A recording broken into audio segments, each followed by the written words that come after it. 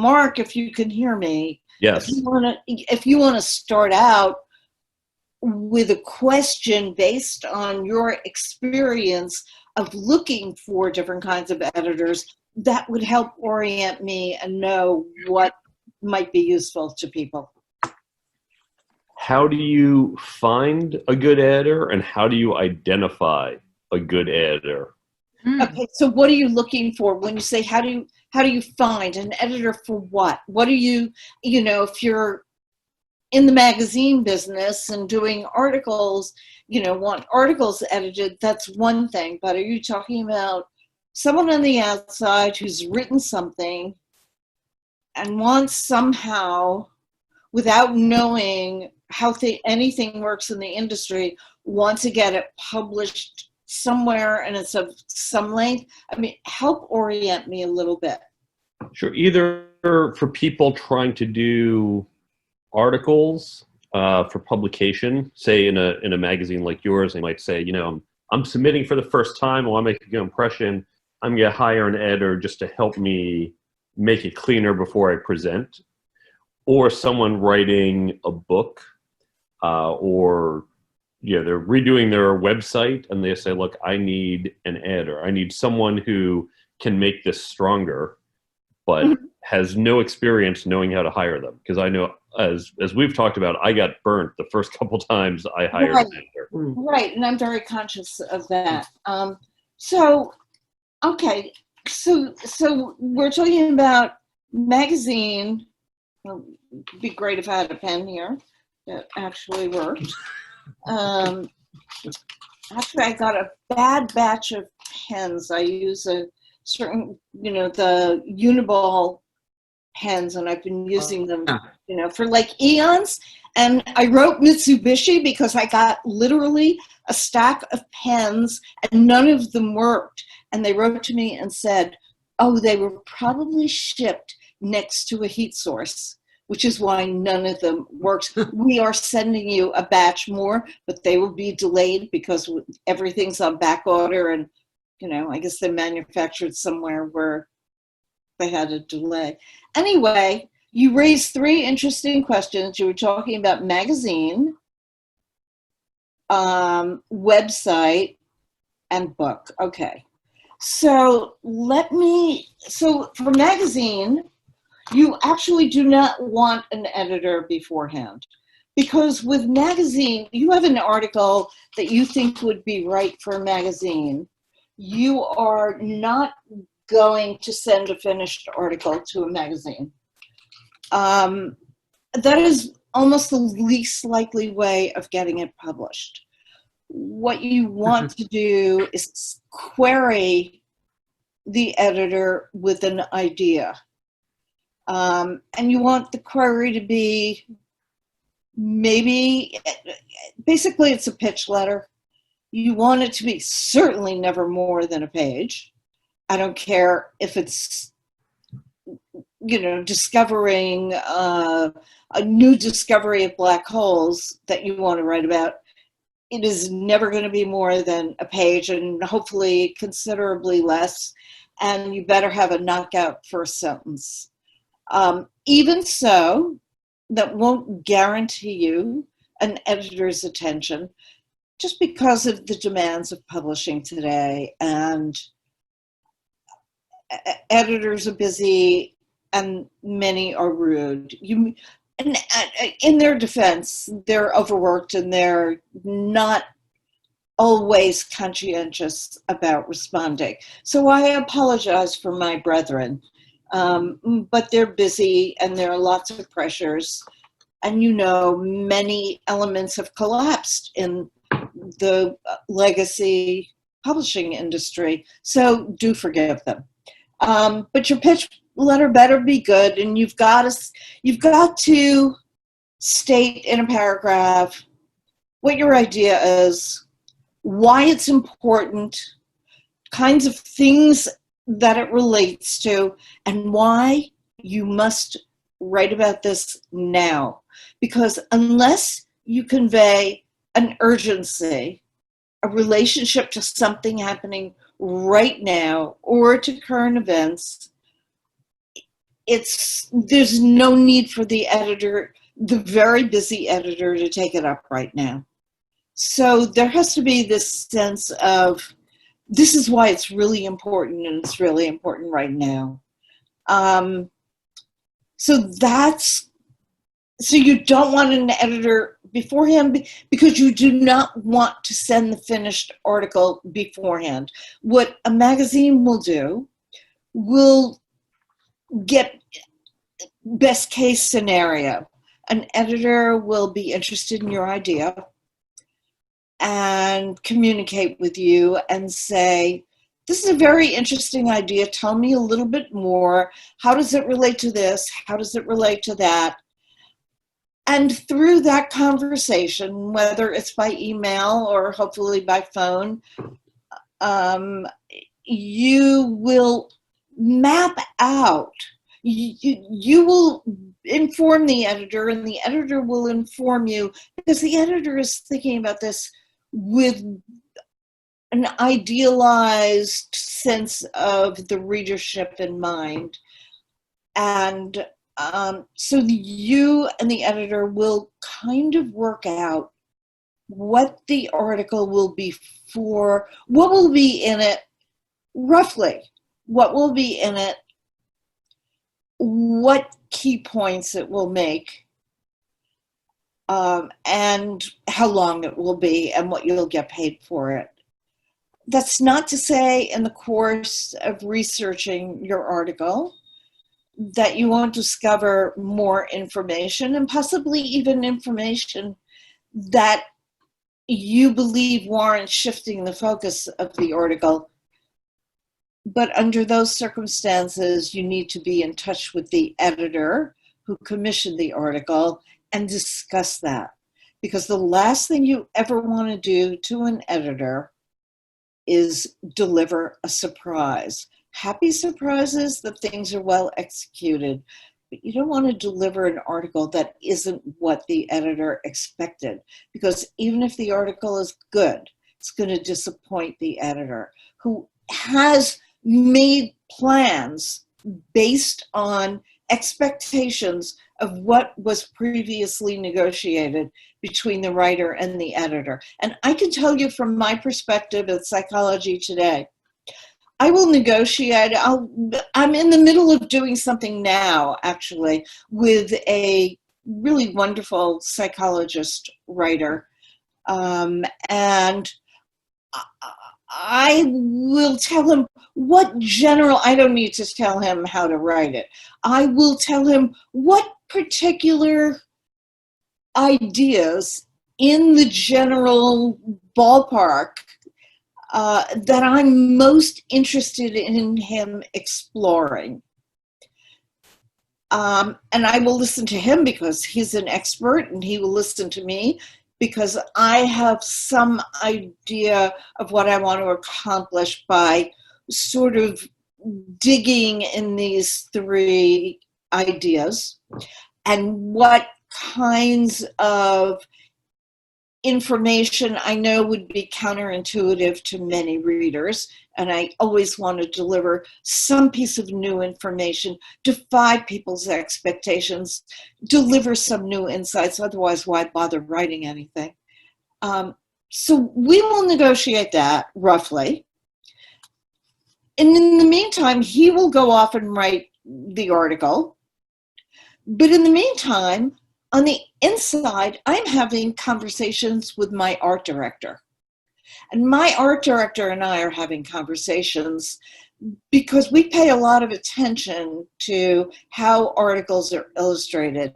And words and display type are one way of getting to an article, but art is another way of pulling people's attention to an article. And we rely on both.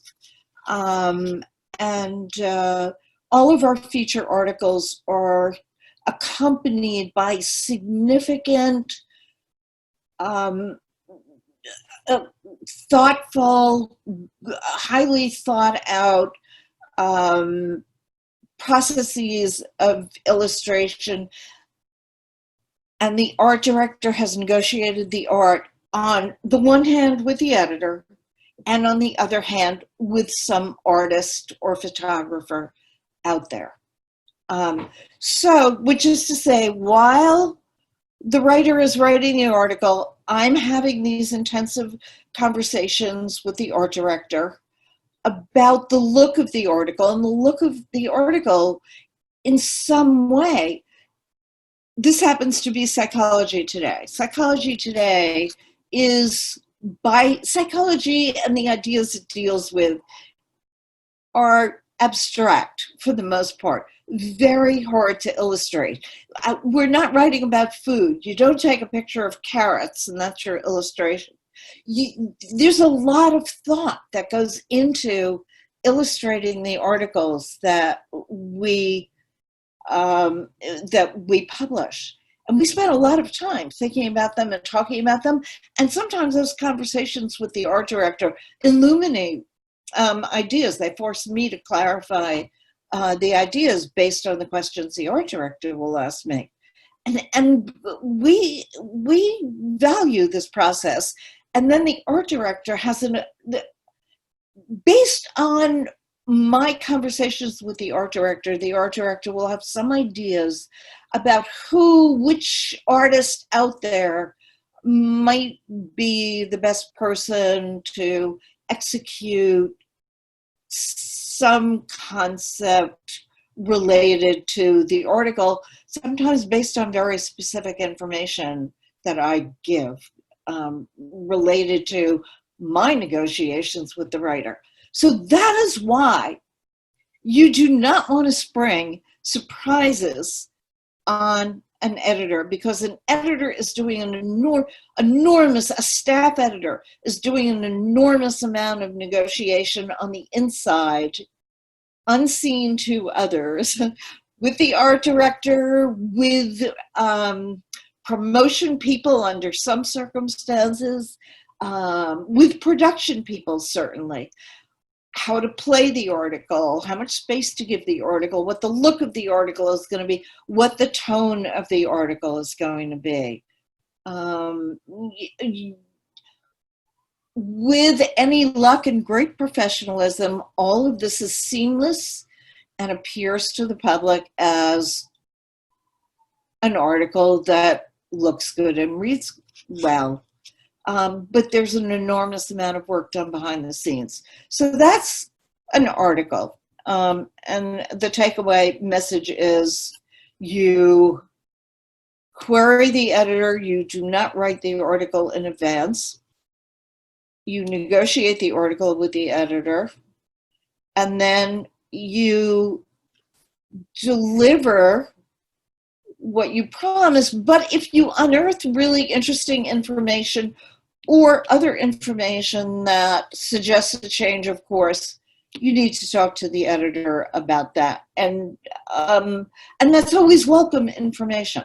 I don't want to pretend that it will be unwelcome. It will be welcome, because if the article needs what the writer is saying, that's obviously necessary, but the editor will welcome that information because it may require adjustments with the internal negotiations. Sometimes information I'll get in from a writer will change the value of a story so that something must be a cover story, or maybe it will downplay an article. So all of that becomes important. Books. So you're doing a book, if you're doing a book with a major publisher, well, even before a book gets to a major publisher, a book is done also with a pitch, but a much longer pitch, a proposal.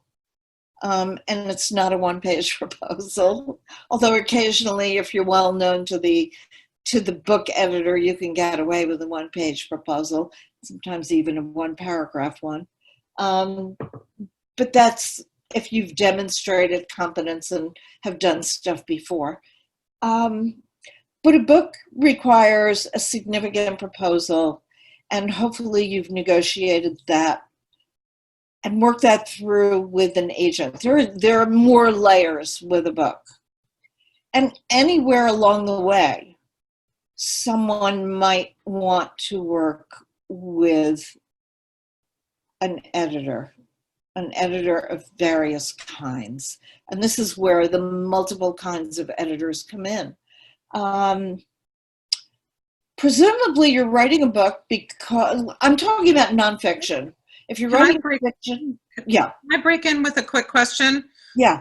Someone asked, can you give an example of an article and how that worked out, and meaning with the art director and promotions? So you were talking about that. If you can just give a quick example of that. Can I give a quick example? Yeah. Okay.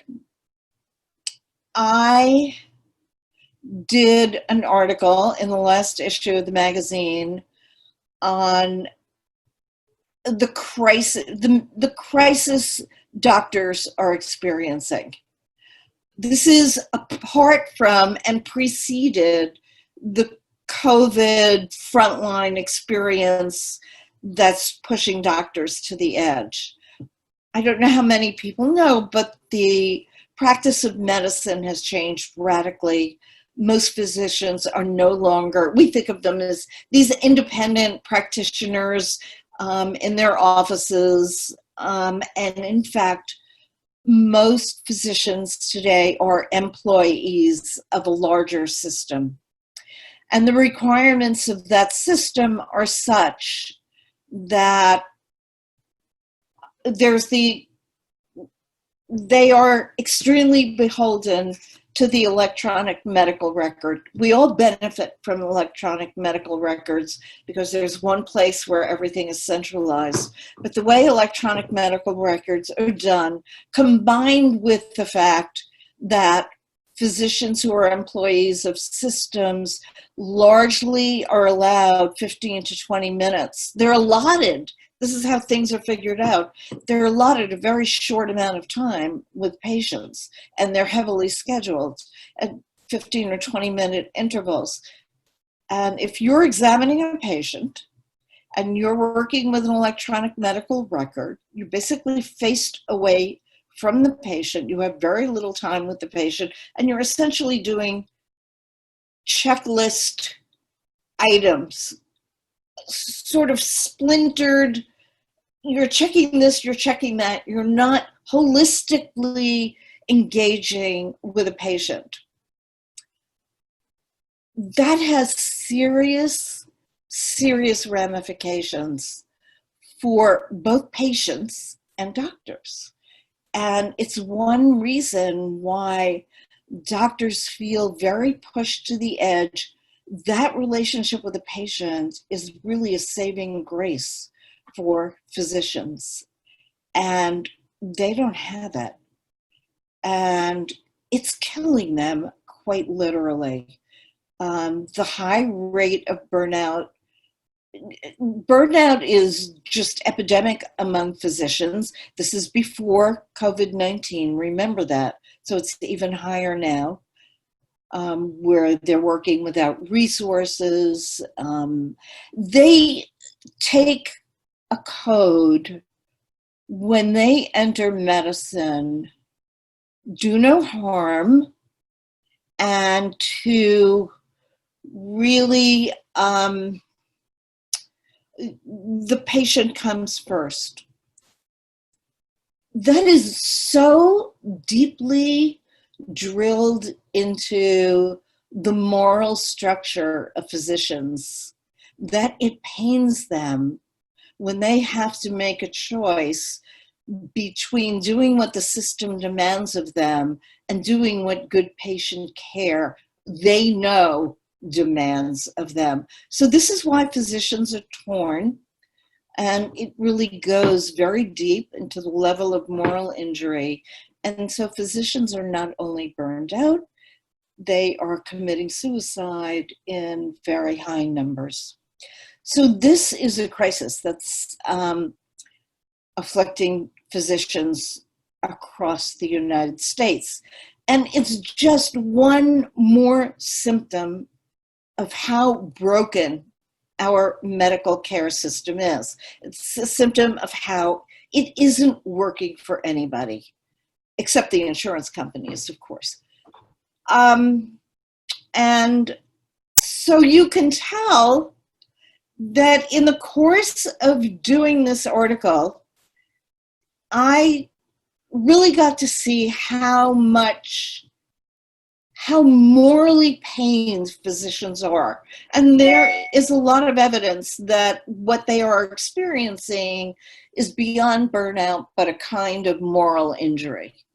And so this sympathy for physicians, I felt, was a very important element to color the article, because by and large, the many elements of the public are not inclined to sympathy for the guy who makes a fair amount of money and drives the BMW.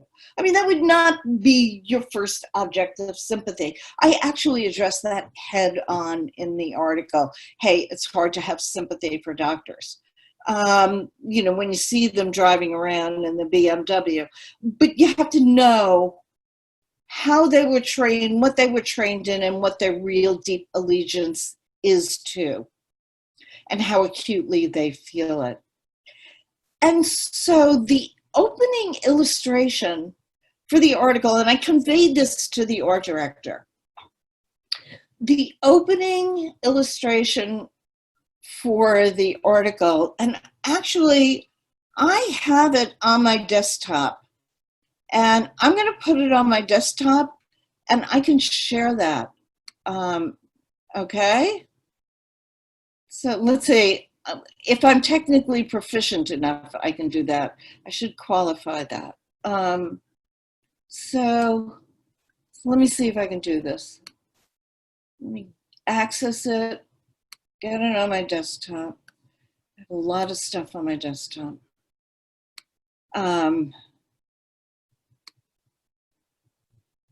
Get rid of a lot of stuff. Okay.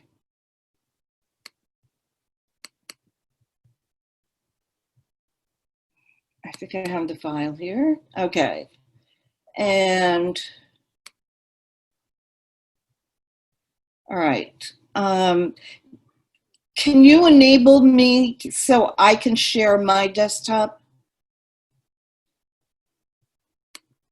Yep, I'm going to do that right now. So just a second. So the art director took a very famous painting. You're all set. Classical painting.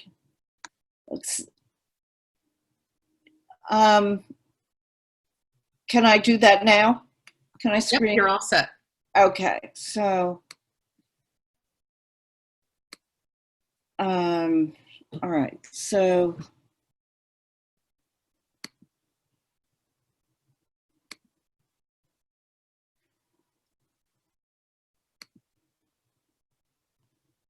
okay, can you see this? You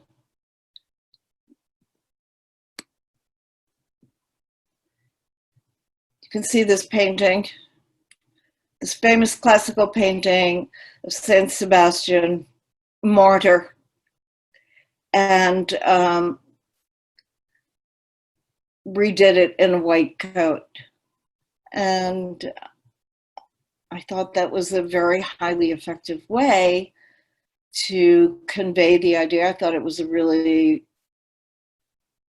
brilliant idea, which came from the deep knowledge of the art director, who added to the sympathy one might feel for physicians. So you can see what's going on. And how the art works with the editorial matter. And all of this is happening behind the scenes. The Healers Are Hurting is the title of the article. And it's on the Psychology Today website. And I wrote the article myself. One of my favorite articles ever. Okay, so now I want to end the screen sharing, And I think I can do this. Okay, we're back. So that's an example of how an editor is working behind the scenes, a staff editor is working behind the scenes, doing many things, needing to know that what the writer is doing is what they agreed to, because so much else is being planned based on that exchange with the writer. So does that help explain things? Does that get across the idea of what's going on behind the scenes? Yeah, this is Clark. I I've had that question because it fits so much with my view of negotiation that people often don't see the other layers involved. So the art director part makes perfect sense, and I had to really understand it, come up with this. I imagine, but I'm not a very good artist, that it's a while to find where it was, to manipulate it, their platform, go back and forth, maybe with you. So that explains why people can just change things when they write, think that it's part of some process. You also mentioned some other players. So you mentioned sometimes promotions are involved. Clark, I'm having trouble hearing you. Your sound is inconsistent, so it's not coming through clearly. Here, let me chat. Okay. Chat. Okay, could you repeat your question? Can you hear me now better? Yes. Oh, I'm going to write it in the. So it's a great illustration, and it explains. It's Still skipping. The sound is still skipping. Oh, let me write in the. Oh, right in the chat. Okay. I wanted to say that was super helpful for me. I don't know what happens on the other side, so that was great. And Clark said, what about an example with promotions? Okay, we don't do that kind of much promotion, but I've been on many publications that do significant promotion. I'll give you, let me just see if I could. Sometimes promotion happens inadvertently after an article comes out, but sometimes magazines know that, or publications or the New York Times, they know that there's this big article coming down the pike, and they will, like any other promotion vehicle, agency, they will contact other people on the outside they think would benefit in some way from knowing that this article is coming. So many publications have what they call editorial promotion departments. I mean, I used to work at Family Circle when it was owned by the New York Times. That was about a century ago in publication time. But, and they had an editorial promotion department, and they would get word out to other people, TV people, usually TV people, and they would, at the time of publication, blast out in many other media. Of course, there wasn't social media at the time. There were just legacy traditional media and radio and TV, but they would plan campaigns on television and radio and other publications, and maybe even coordinate some publication in other minor publications across the country and coordinate those campaigns.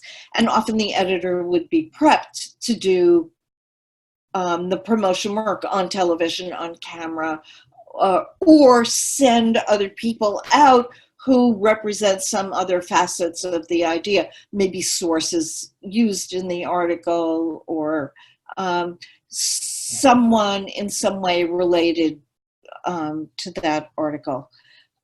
At Psychology Today, we don't do any of that. We haven't done any of that for the 28 years that I've been associated with Psychology Today, which has been since its rebirth in beginning in January 1992.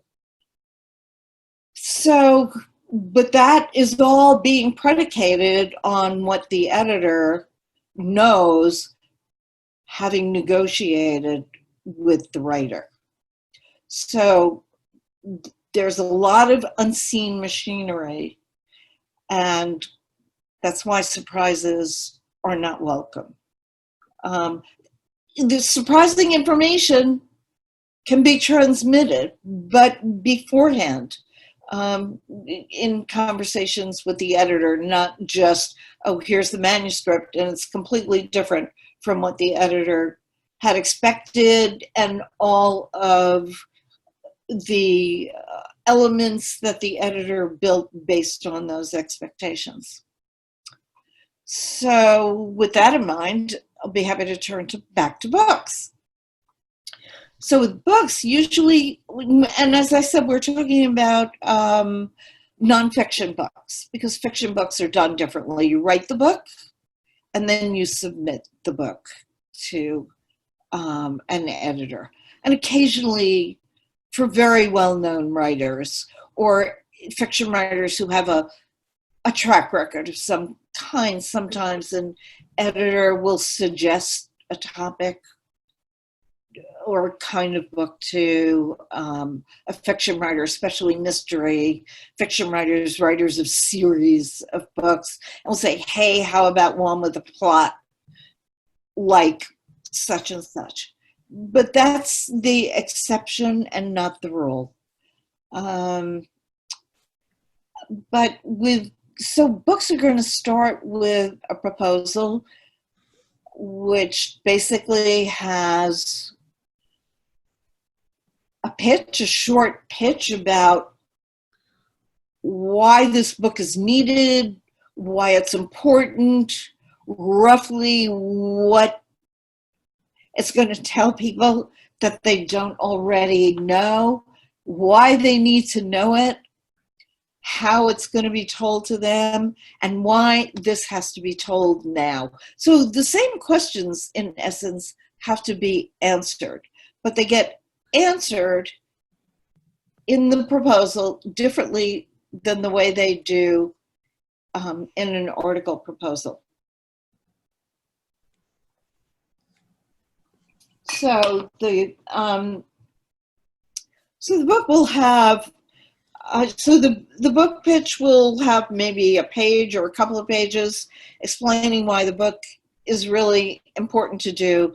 And then it will have an outline of the book, and an outline of the book with some parts fleshed out. And the way I've always done it is with maybe a half to 2/3 page summary of what each chapter will explore, and then roughly bullet points pointing out what kinds of things will be in the chapter or what kinds of points will be made in the chapter. And each chapter done the same way, but each chapter, each summary explaining how that chapter is moving the whole idea of the book forward, and how it relates to all the other chapters. Now, that's all I've ever had to do for a book proposal. Before I go back to that, let me say that book proposals really need to have a kind of marketing statement with them. So the proposal really needs to show the awareness of the writer of what's out there in the market already, and where this book roughly is going to fit into the marketplace. And sometimes there is no precedence. There is no one single place where it might fit in the marketplace, that's an alarm bell, but that isn't necessarily a death knell.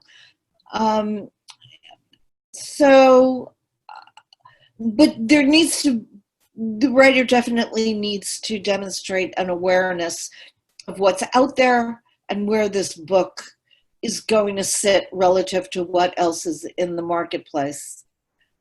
Now, for most writers, and I don't need to do this because I think I've proven myself with many articles of significant length, and I've done magazine articles, my physician articles on doctors in crisis we ran it at 5,000 words, but I actually once wrote an article which also became a book, or the foundation for a book, that was 10,000 words. This is really long form journalism.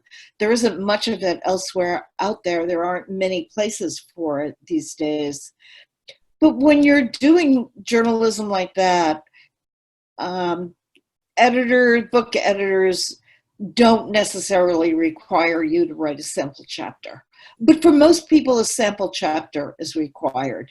And it's required to demonstrate how you work out your ideas and your writing ability, and just to get a general sense of whether you can really carry off what you're promising to carry off. So this takes a lot of work. And then you have to get an agent for this. And so so many people writing books are subject experts who want to do a book that's not academic, but for the general public. And many decide that they need an editor to help them. Mark, can you tell me if you developed a proposal that you sent out in which you got help from an editor in structuring or anything else? Or did you just know from the very beginning that you were going to self-publish and you didn't do that kind of a proposal? You did something for yourself, I assume, but not that kind of a formal book proposal. Yeah, I wrote up my own internal business plan, but I never intended to reach out to publishers. Okay. So it's never bothered with that. Okay, so, but many people do want to reach out to someone because they want to score and get an agent, and hopefully they hope the proposal is ready for the agent and that the agent thinks the proposal is ready to be sent directly to a publisher. And in that case, the kind of editor that someone would be looking for would be what's called the developmental editor. So this is an editor who's going to engage with the topic and is going to help the writer develop the idea first into a proposal, and hopefully later help with the book, marshal all the writing into the book. So that's one kind of an important editor. And people didn't have to know about these things before because the publishing world generally didn't require it before. Now a lot of people want to write books, and there's kind of a competition to get agents to see proposals, just as much as there is competition for agents' proposals to get accepted for publication by a major publisher. So in that case, someone would be working with as I said, with the developmental editor. And then an agent will negotiate with the writer, may want changes, may think the proposal should be done one way. It may or may not be a way that the writer agrees with. So there are a lot of negotiations that can go on there, and it may be that that agent isn't the right agent for the writer. But so the next point at which an editor would be engaged would be, so let's say an agent likes the idea, thinks the idea is very saleable, that it has legs, that the agent can sell to a publisher, but feels that the proposal needs a lot of work, either in the nature of the writing or the way the idea is developed. Some agents are really pretty good. Some of them have a lot of experience in publishing houses. Some of them know exactly who they think would be most receptive to such a proposal and have enough experience, and if you're lucky, even sometimes enough knowledge about the very specific content, and may have done many or a number of books in related areas so that they can speak with the kind of authority that's persuasive to the writer and say, hey, based on my expertise, this is a great idea. I think it has legs, but you've got to come at it from a completely different angle.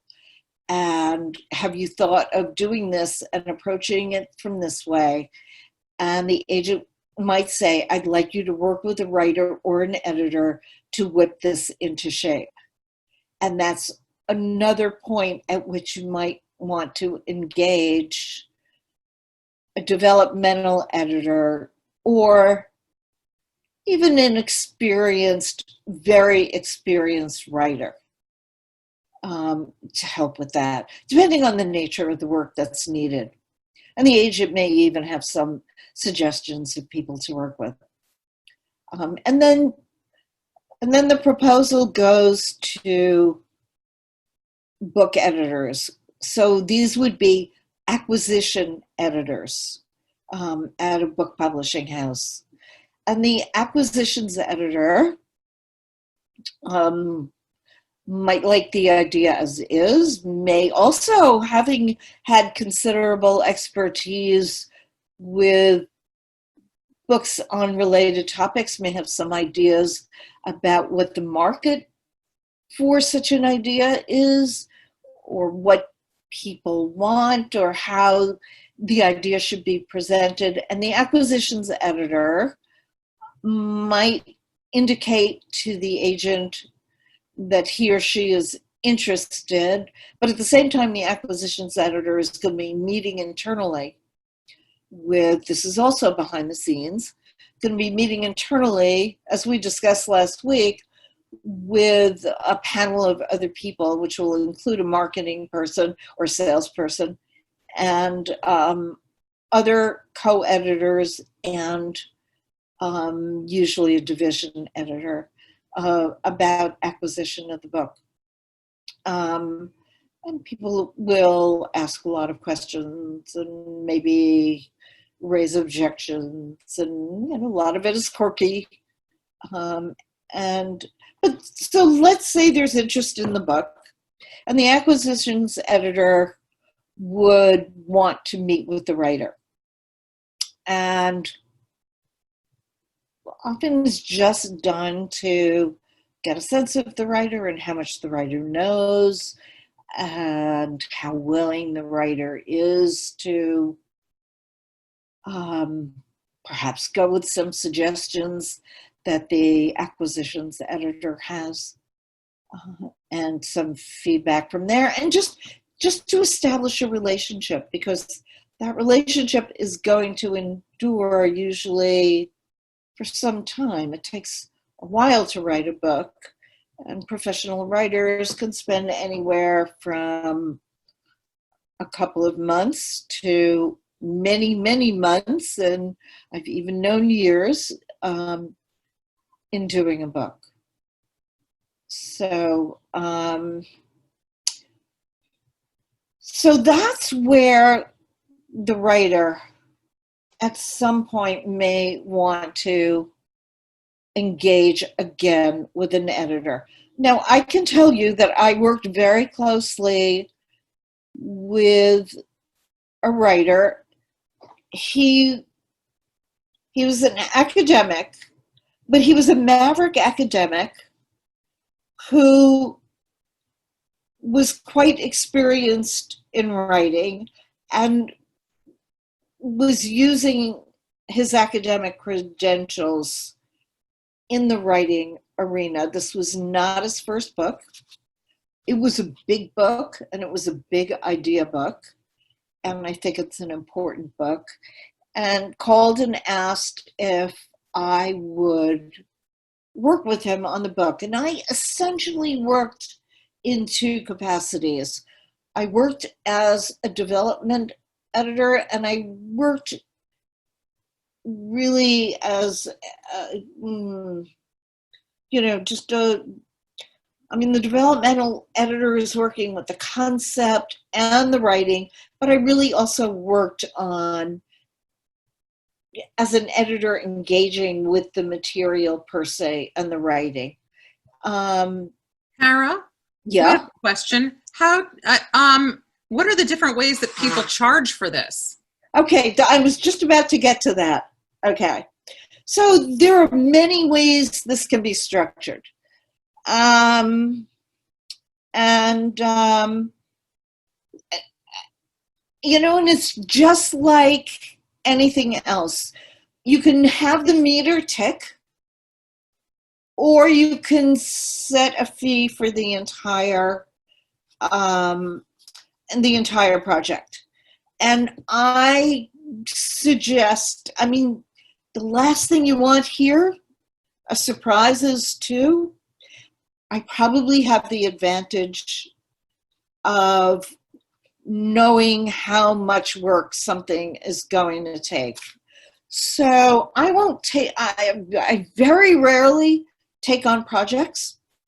I will only do it in special cases. I took this one on because 10 years ago, I persuaded this person to write an article in the first place. He was at the time a PhD candidate at Yale, and did an article that I thought that I just pulled him through on late bloomers, which I thought was just a terrific idea.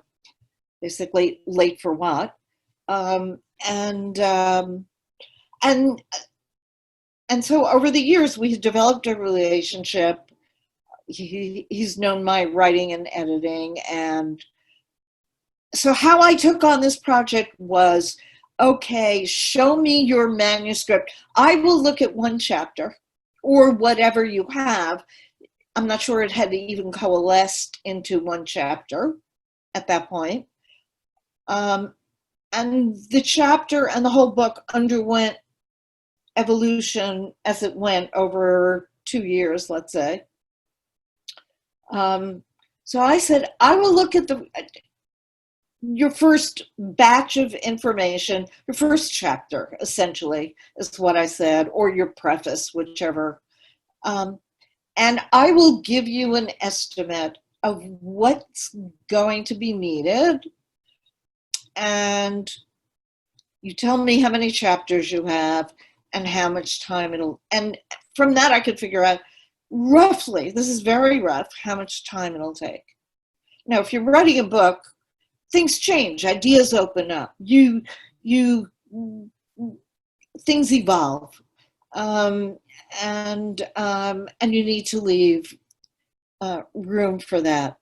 So based on what I read in the first chapter, I made an estimate of how much time it would take me to edit, let's say 20 pages. Actually, it was probably about a 40-page chapter. And based on that, I made an estimate. And my fee is not insignificant. My fee is $125 an hour. which is low for if you're a lawyer, but it's on the high end for developmental editors, and the meter can take a lot. And I made an estimate of how much time it would take, and then I advised the writer. I said, "This is he knew what my fee was. This is my fee. I think it's going to take X amount of time." We knew there was a possibility it would go over it because sometimes books expand as you're doing them. And I said, but I will cap my fee and we capped my fee at $10,000 for that. And I felt that was fair. And when I edited, I did keep track of my time. And I didn't go over $10,000 hugely, but it got to a point where I really wasn't even tracking the time because we were getting toward the end, and I was not far off. I did not feel that I was being exploited, and the writer knew exactly what he was getting into. And we had a really good working relationship. So development editors are going to cost the most, and their fee, I mean, I've seen development editors, their fee range from $50 an hour to $85 an hour, maybe $100 an hour. Mark, can you tell me what your explorations turned up? Yeah, let's see, developmental I did not look as much at, just because the nature of my book, I had a pretty good structure that had been developed over years of teaching. But I did see a few, I did get a few proposals when they misunderstood what I was asking for, and for about, I was somewhere around 85, 90,000 words, which they were giving me quotes on the order of $6,000 to $9,000 roughly for developmental editing for that. For the actual line editing, and so here I've found people were blurring the terms copy editing, line editing. Yeah, I was about to get to what line editing is after developmental editing, but line editing roughly is engaging line by line, word by word with the content of each chapter. A developmental editor is not necessarily doing that. It's looking more at the larger picture and larger units. But go ahead, Mark. So For the line editing, I was getting quotes that ranged from, on the low end, about $1,700. On the high end, for the whole thing, you're saying? the whole thing, yeah. Yes, yeah, I've never seen anyone price it out for the whole thing like that. But okay. Yeah. Well, it was, so the pricing is basic. People are quoting either by hour or by word, and so the hourly quote, or some people would say, "Here's my bulk price," but I suspect the bulk price was based on like a per word calculation. And so I was getting hourly rates that would range from about $35 to $70 an hour for copy editing, which looked to be in line with what I had found online. And then I think... Not copy editing, probably, I would not say usually goes for $70 an hour. Line editing might very well. So how do you distinguish copy versus line editing? Because I have seen definitions. Yeah, they blur for both. Yeah, they blur. Okay, so line editing is you're really engaging mano-a-mano combat with the words and with what's there and getting it all to read very well. You're not, yeah, hopefully it's grammatical, but so the copy editor is really paying more attention to the grammar and the structure, and the grammar and the spelling. And here's why: because it's a matter of focus. You can't look at the big picture at the same time you're noticing the details of the spelling. It just doesn't work. You have a distance vision, and you have close vision, and you have middle distance vision, and they are all separate ways of looking at the same thing. So any article, I can tell you, even on a magazine, is going to go through sort of that global looking, the large developmental acquisition. Does this article fulfill its goal? I will look at it one way, that way. Then at some point, when the article meets roughly the specifications and the expectations I had, I will engage with it line by line and make sure it does. And then I will send it to a copy editor. And I value the copy editor's read. And the copy editor is, we happen to have a fabulous copy editor at Psychology Today. And the copy editor is definitely going to be reading grammar and making sure that the phrases do their work in a polished way. I've paid some attention to that, and a lot of attention to that, actually. But the copy editor is going to pull it through an even finer gauge vision on that, and also pay attention to the spelling and punctuation. And a really good copy editor is going to blur a little bit, not a lot, a little bit with the line editing, and hopefully will come back to me and say, hey, I think I know what you're trying to say here. I can't quite get through it very clearly. This needs attention.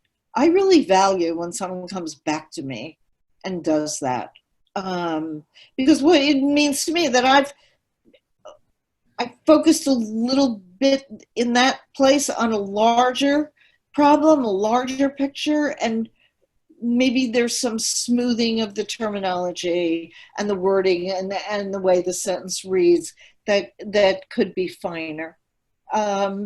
So they're different distance focus on what is. So you have the article, the line editing, you have the copy editing, and then yet again you may even have the proofreading. But it's really between the copy editing and the line editing where you're going to get the most blur.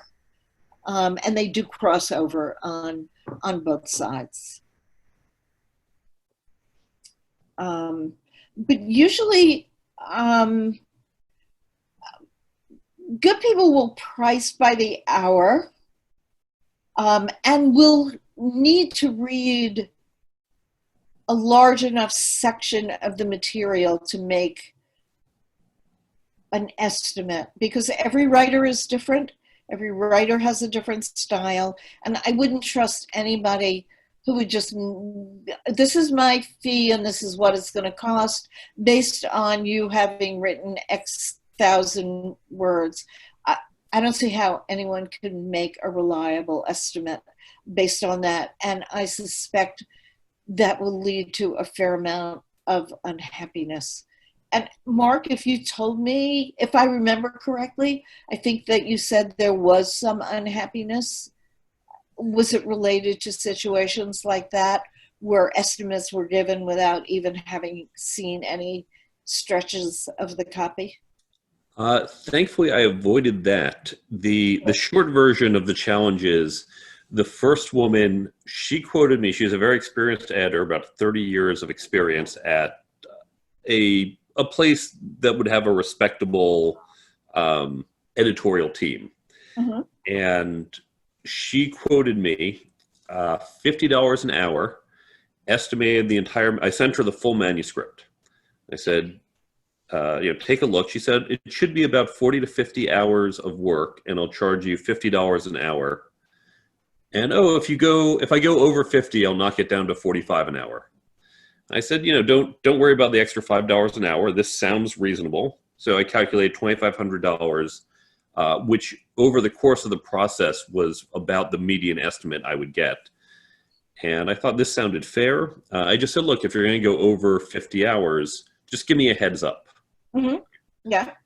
And she then began the project, but in the first, she spent 10.7 hours and got through the first 10 pages. Now, these were Microsoft Word pages, not the kind of standard trim size pages, Mm-hmm. but still that seemed rather slow. And she admitted it was slow and it was more work than she thought, and she dropped out. So the challenge there was, I believe, on her end, because I sent her the full manuscript to look over, to read, and she basically admitted she misestimated the amount of work she thought it would be. So, I mean, I think in that case, I think a really experienced editor, once they found that something was not as planned, would have been proactive and called and said, hey, this is going slower than I anticipated, and this fee, we need to discuss this in some way. But again, that shouldn't come as a surprise to you. I mean, that should afterwards, it should have been the editor alerting you that, hey, either this material is different from the first 2 pages I saw or from what I was expecting based on not having seen it. So, there should have been some immediate feedback. Once things were not fitting into the pattern that the two of you had negotiated, someone's alarm should have gone off and said, and it may have been, you two may have been perfectly capable of negotiating something that you were both comfortable with, but there shouldn't have been a surprise. You should have been alerted that, hey, this isn't what I saw and based my estimate on, because things do change. Sometimes you get to chapters that are impenetrable. I had that happen to me. Well, this is why I sent her the entire manuscript. Yes. To avoid the problem. Right, And, exactly. yeah, and this wasn't like 2 months later it was different. It was sent it to her, and a week later with the same manuscript, signed the contract.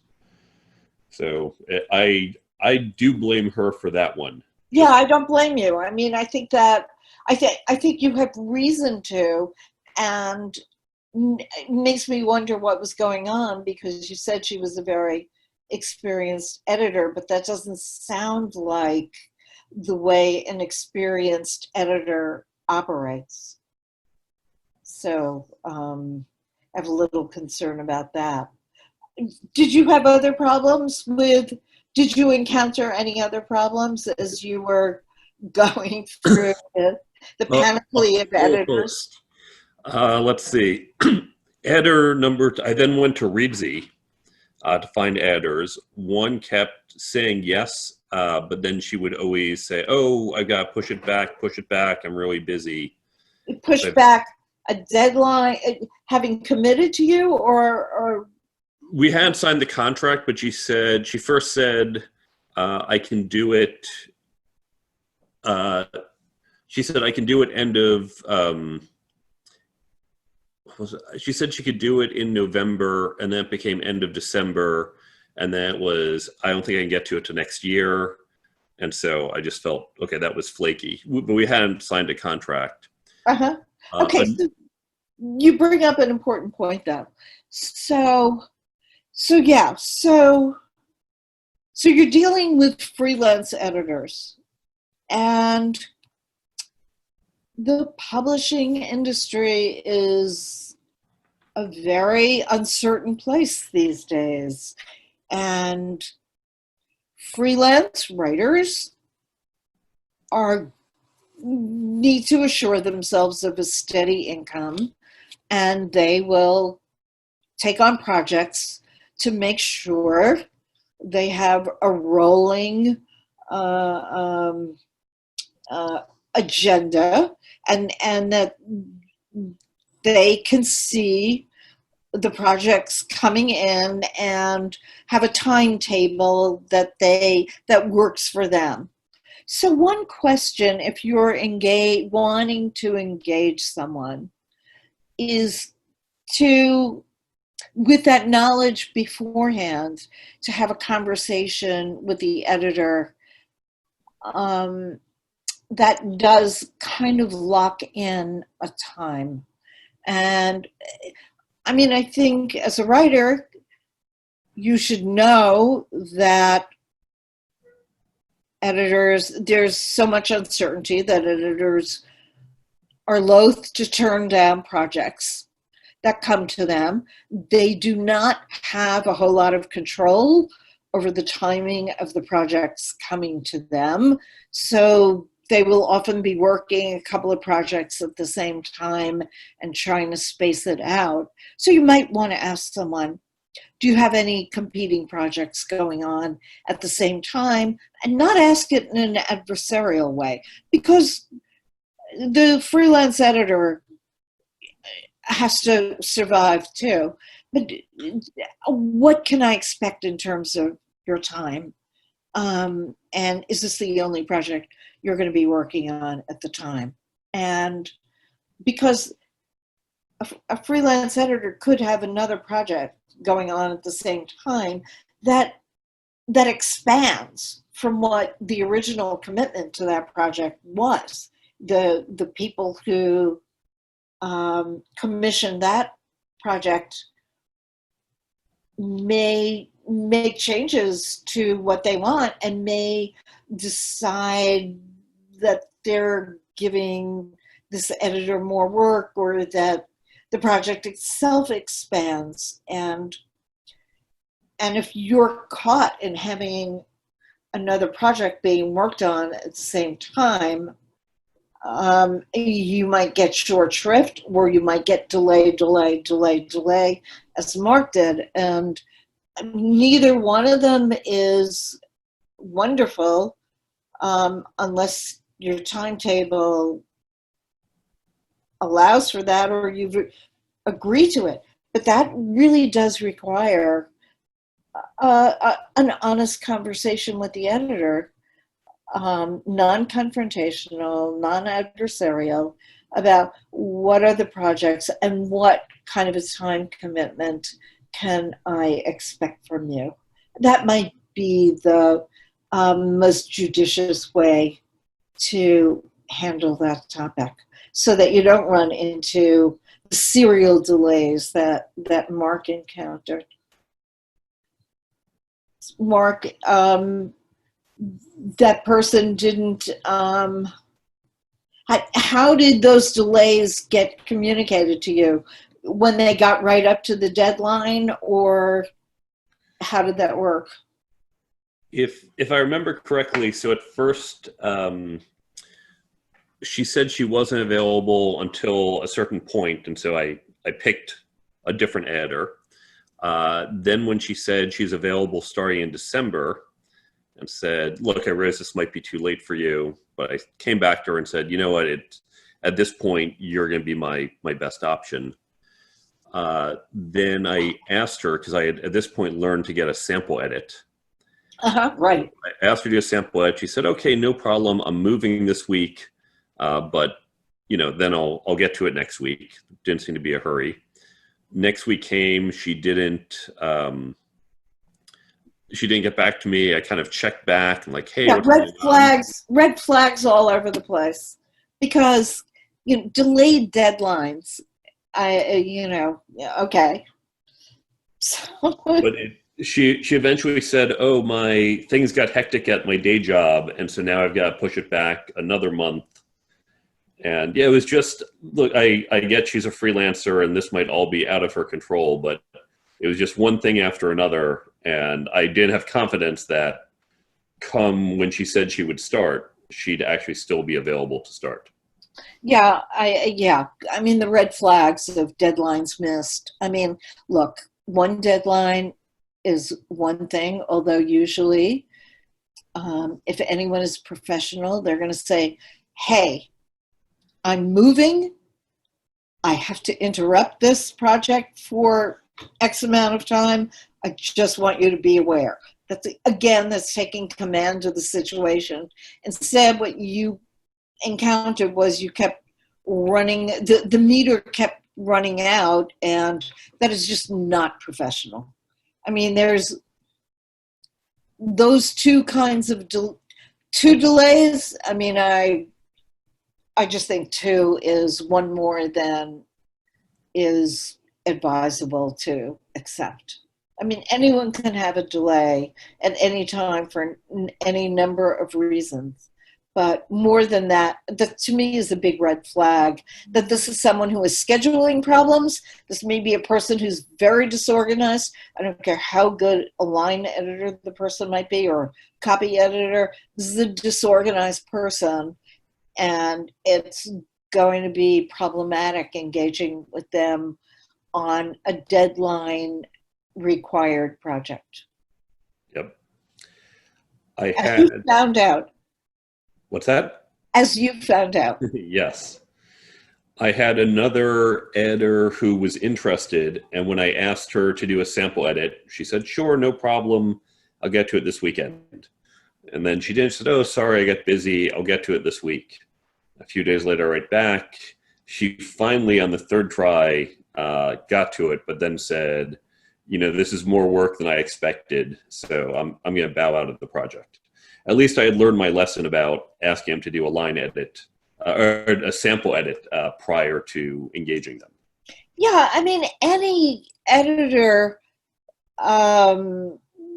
worthy of the title couldn't possibly make an estimate of money or time without knowing what they were engaging with. They'd have to see the material. They'd have to do a sample edit. I mean, I can do this in my sleep.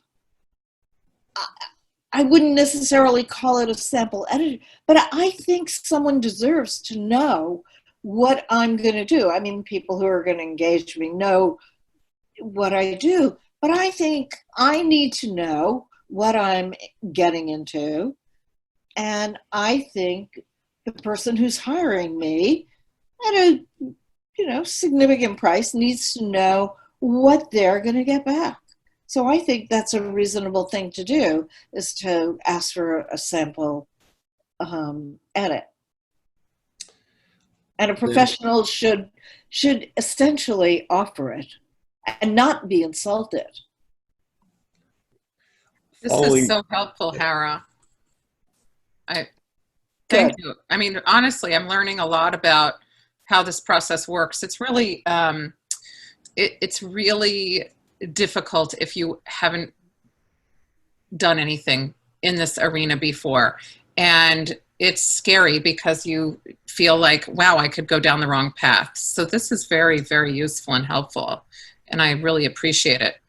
And I just wanted to say we have about 5 more minutes and then we're going to have to end. So I didn't want to cut off Mark. I know you were still talking, Mark, but we have about 5 more minutes.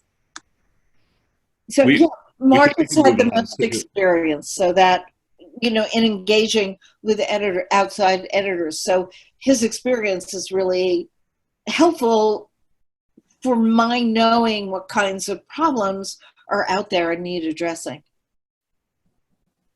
Well, I can share the final few editors I had. I'll try to make this quick. The company I had contracted to print the book recommended an editor. The big red flag there. So I also found a few others online. The one from that company, I tell in the book the story of the blind man and the elephant. And this is the old Indian parable about blind men who go off and they touch different parts of the elephant. The editor they recommended corrected that to the Native American tale of three blind men and the elephant. I thought that was a red flag. You know, maybe if they had said, "Did you mean Native American versus Indian?" But that they just corrected it and clearly were obviously not aware of the tale, but didn't even kind of double check the tale. Yeah, that was a red flag to me. The one I went with was typewrite adding. And I think the editor I got was competent in many ways. He had good suggestions. But what I didn't realize, and they build themselves as, oh, we help authors and all this stuff, they didn't even come close to following the Chicago Manual style, put zero effort into that. There were still a whole bunch of mistakes. And while I certainly know, no editor's perfect, and that's why you then have proofreaders, it was way too much. So I had to get yet another editor. I got lucky and got a wonderful editor named Carol Reed. And then the publishing company, or the print company, because I'm self-publishing, they complained that it still wasn't ready. I disagreed with their assessment, but I was out of time to deal with it. And so I wound up paying for yet another editor just to throw money at the problem and make it go away, because I didn't have hours at that point to deal with it. mm-hmm. I wound up going through 6 editors, which was a total disaster. And so what I've learned is definitely get a sample edit and learn to work with the person ahead of time. Right. Good lessons learned. Sorry you had to learn them the hard way, Mark. But now you're ready for your next book. I'm starting to think about what's next. Okay, good. So does anyone else have questions? I wanted to say that, Mark, you sharing this was so helpful to me. I mean, honestly, I have been learning so much. And Hara, even though I have been writing, when you talk about the editor's perspective, it's so helpful to me, because I probably do things that could be annoying to an editor, or that I'm just doing not knowing the effect of what it might have on someone else. And so having a sort of a guide that both you and Mark were offering today from both points of view, I found to be tremendously helpful. I really, really did. And so it makes it so that as I move forward, I can do that in a way that hopefully is helpful to the editor too. Yeah, Mark, your experience has been really invaluable, because you've gone through so much of the process. You've encountered so much in your path towards getting your book out. That's been helpful to me to know what issues to address and the kinds of real life bumps that writers are coming up against that I could talk about. So thanks for sharing it all, really. Sure, and I'll mention, I probably have more general project management experience than most people. As a CTO, I've regularly hired people, software engineering teams, contract teams, freelancers, designers, marketing companies. I'm very used to going out, finding things outside my domain, assessing and hiring. And I just felt like I was like, someone who just got off the bus on 42nd Street and just got taken for a ride throughout the whole process. Uh-huh. Well, next time you can call me and I'll just coach you from the sidelines. Absolutely. And help you through the process. So that's the least I could do, Mark. Thank you. Sure. Thank you, everyone, for today. This was a great learning experience, and thank you for everyone who participated here and who was watching live as well. I hope everybody has a great week, and we'll see you, Hara, next week. See you next week. Does anyone have any thoughts on topics I could think about for next week? I would love to hear more troubleshooting. And Mark, if you're able to tell us more about your journey, I'd love more of that. That was super helpful to me. I've got lots of stories. I don't want to monopolize the time, but yes, I'm happy to share stories. No, but I mean, if we want to do troubleshooting, I mean, I can talk about articles that have gone through, but you're the expert on having ushered a book through that ran into so many hurdles. I mean, I've encountered hurdles in the book publishing industry, but none of them really with the editing. It's more just each of my books happened to hit the book publishing world at a time when it was undergoing one of its periodic convulsions. So my first book was okay. I think it went through without a convulsion, although my editor was fired exactly after the book was finished.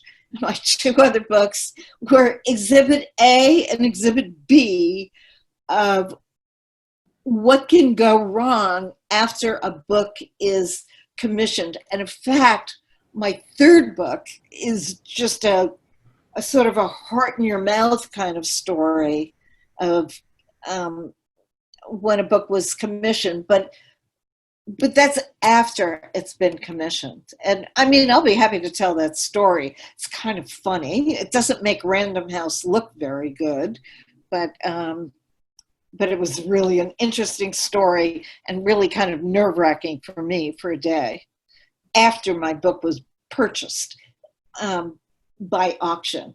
And, I'll be happy to tell the story next week.